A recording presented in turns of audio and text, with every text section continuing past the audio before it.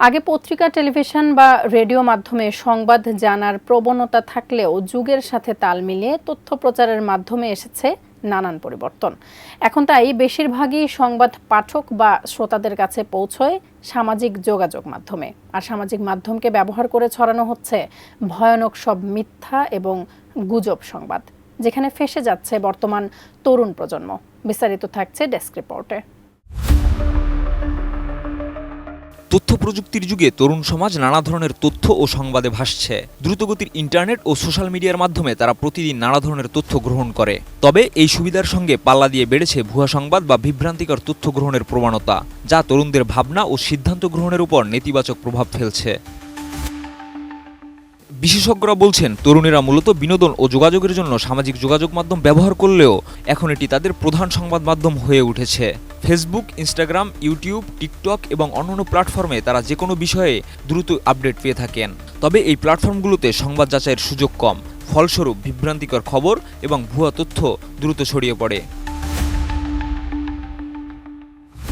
বসুন্ধরা ডায়াপেন্ট এখন আরো উন্নত। এই hot air through top sheet দ্রুত শোষণ করে সোনামণিকে দেয় কোমল অনুভূতি। তরুণদের একাংশ যাদের ইন্টারনেট ব্যবহার সম্পর্কে ভালো ধারণা রয়েছে, তারা যাচাই বাছাই করে সংবাদ গ্রহণ করেন।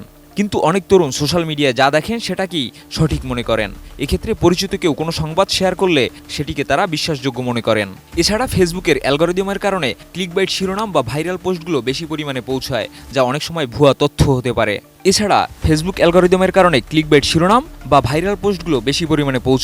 যা অনেক সময় ভুয়া তথ্য হতে পারে। বিভিন্ন গবেষণায় দেখা গেছে, অনেক তরুণ সংবাদপত্র পড়েন না এবং সামাজিক যোগাযোগ মাধ্যমে ঘুরতে ঘুরতে বিভিন্ন সংবাদ গ্রহণ করেন। তাদের মধ্যে কেউ কেউ একটি নির্দিষ্ট গণমাধ্যমের পেজ অনুসরণ করেন, আবার অনেকেই সংবাদপত্রের নাম বা উৎস সম্পর্কে সচেতন নন। এসব কারণে তারা ভুয়া তথ্য শেয়ার করে থাকেন, যা সমাজে বিভ্রান্তি সৃষ্টি করে। মিডিয়া বিশেষজ্ঞরা বলছেন, তরুণদের মধ্যে ভুয়া সংবাদ গ্রহণের প্রবণতা মোকাবেলা করতে সচেতনতার বিকল্প নেই। তারা বলেন, তরুণদের মধ্যে সংবাদ যাচাইয়ের অভ্যাস গড়ে তোলা অত্যন্ত জরুরি। এক্ষেত্রে মিডিয়া লিটারেসি বিষয়টি স্কুল এবং কলেজে অন্তর্ভুক্ত করার পরামর্শ দিয়েছেন তারা।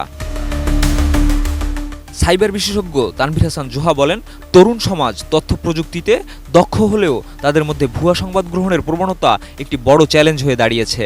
এ সমস্যার সমাধানে সঠিক শিক্ষা, সচেতনতা এবং প্রযুক্তি ব্যবহারে সতর্কতা অত্যন্ত গুরুত্বপূর্ণ। বিশেষজ্ঞরা আরও বলেন, সরকারকে ফ্যাক্ট চেকিং সাইট খুলতে এবং এই বিষয়ে আইন প্রয়োগ বাড়ানোর দিকে মনোযোগ দিতে।